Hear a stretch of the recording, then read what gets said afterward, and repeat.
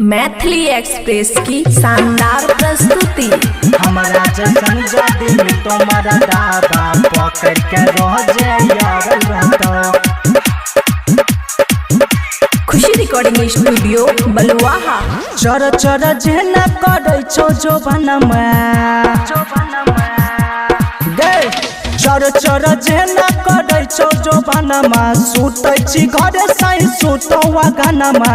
साई छो मौगा पड़ल रहतो हमरा जैसन जदी मिलतो मारा दाबा पकड़ के रह जायल रहतो हमरा जैसन जदी मिलतो मारा दाबा पकड़ के रह जायल रहतो डीजे गुड मधुबनी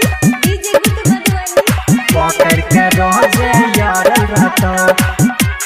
हमरा जैसन जदी मिलतो मारा दाबा पकड़ के रह जायल रहतो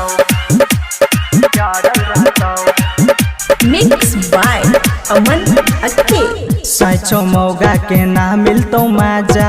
हरदम सुतल रहो पिके भांग गाजा चढ़ल जवानी तोहर मदद के खोजो तोहर जवानी हमरा लागै छौ बोझ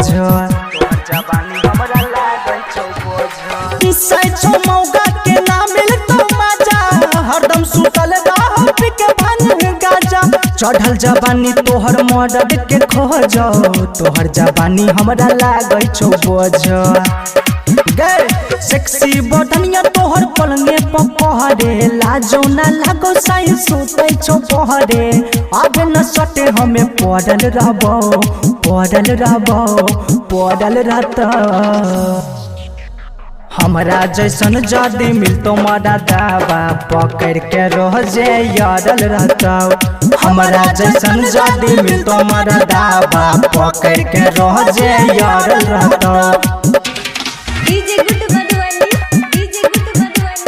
पकड़ के रह जायल रहता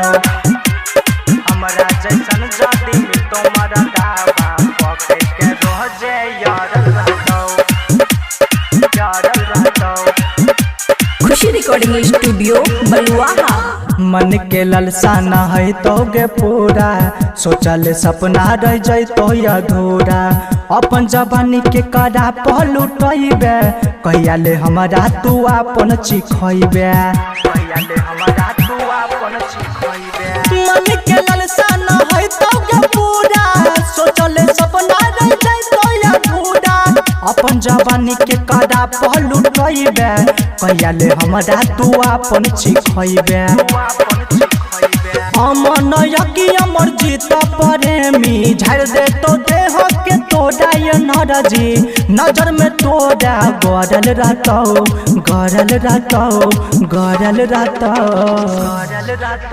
हमरा जैसन जदी मिलतो मारा दाबा पकड़ के रह जायल रहता हमरा जैसन जदी मिलतो मारा दाबा पकड़ के रह जायल रहता खुशी रिकॉर्डिंग स्टूडियो बलुआहा।